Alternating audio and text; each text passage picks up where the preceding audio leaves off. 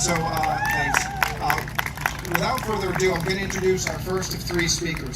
Each is going to cover a different aspect of this story. And the first is Alan Foulds. He wrote the book, Boston Ballparks and Arenas. He literally wrote the book, or at least the chapter of the book, on the story, and he's going to tell us about the Shawsheen Football Club and this field. Thank you.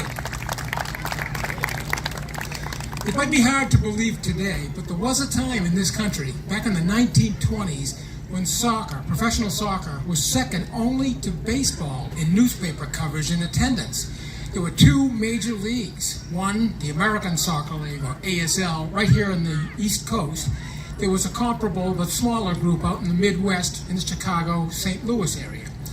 But maybe more importantly, soccer has always had an open cup tournament. A tournament that's open to all teams, professional, amateur, major league, minor league. It's unique in American sports. Imagine if baseball had such a tournament that pitted the Red Sox and Yankees and Dodgers against the Toledo Mud Hens and the Portland Sea Dogs, and maybe a local club from Andover, all vying for a national title.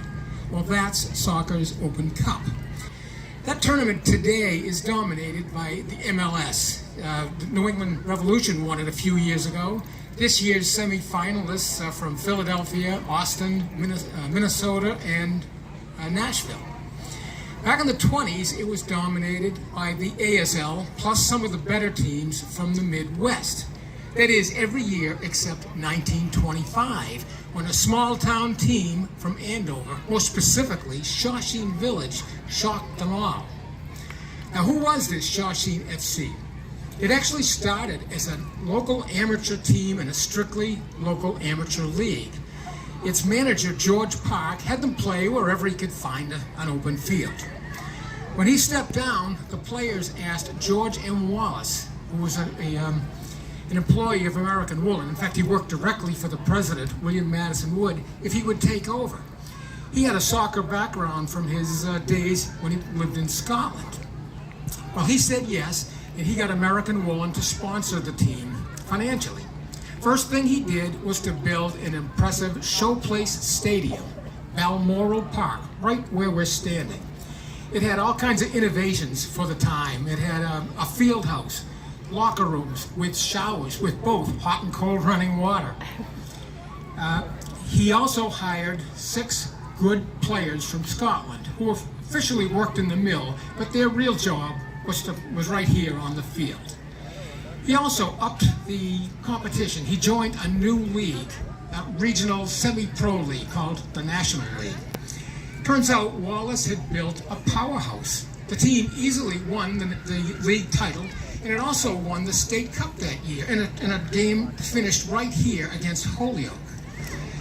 When he did that, it prompted him to join the prestigious U.S. Open Cup tournament.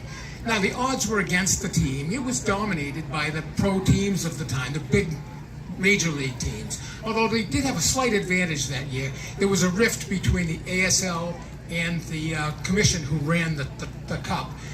But there was still plenty of major league teams involved. And also, no first-time club had ever won the tournament. But he said we were going to do it anyway, and he joined with 127 other teams on the first day of the tournament. Well, Shawsheen did very well in the first couple of stages, making it all the way to the round of 32 before meeting their first real high-level competition. A major league team from just down the street, the Boston Wonder Workers, the Lewis Cup champions of the ASL that year. Boston had also just beaten the St. Louis Ben Millers for a national professional championship. In fact, that victory earned him a trip to the White House to meet President Coolidge. But it wasn't Boston's day that day. The Shawsheen FC pulled a major surprise, major upset, and won the game. That propelled them through the next 2 rounds, and they found themselves in the semifinals, one of the last 4 teams standing.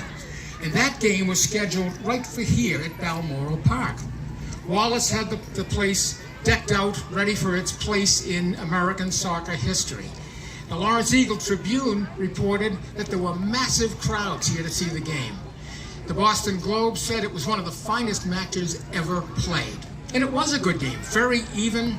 Shawsheen got on the field first at the 17-minute mark with a penalty kick by forward Alex Carey. It was back and forth deep into the second half when Alex Carey scored again, this time from the field, pretty much wrapping it up. It took the steam out of the opposition, and Shawsheen coasted to victory. To be fair, they were scored on right as the last seconds ticked off from the referee's watch. But no matter, Shawsheen had won the game, and it was going to the national title. That game was planned for another soccer-specific facility, Sam Marks Stadium, home to the Fall River Marksmen. Sam Mark had offered it as a neutral ground because Shawsheen was playing the mighty Chicago Canadians out of the Midwest. The Boston Globe called that team one of the finest assembled machines ever to grace a soccer field. But that's not how it worked out. It actually was an anticlimax to what had been a very exciting tournament. Shawsheen dominated the game from start to finish. It wasn't even close. The Andover townsman said that Tommy Murdoch, the Shawsheen goalie, was more or less a spectator for the entire game. The final score, Shawsheen 3, Chicago 0. Most people in the crowd felt it would have been much higher if it hadn't been for the rain and the muddy fields. But this little town team now sat atop soccer's pyramid.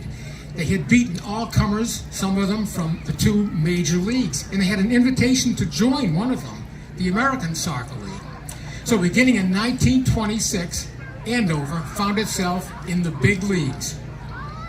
But that proved to be the absolute pinnacle, and it was pretty much downhill from there.